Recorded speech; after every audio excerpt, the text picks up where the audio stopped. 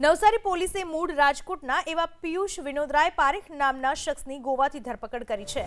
મનાઈ રહ્યું છે કે સૌરાષ્ટ્રમાં કેટલાક રૂપિયા ચાઉ કરીને પિયુષ દુબઈ ભાગી ગયો હતો, જ્યાં દેરાના ગોલસુખમાં તેને શેર સટ્ટા અને બુલિયનની ઓફિસ શરૂ કરી હતી।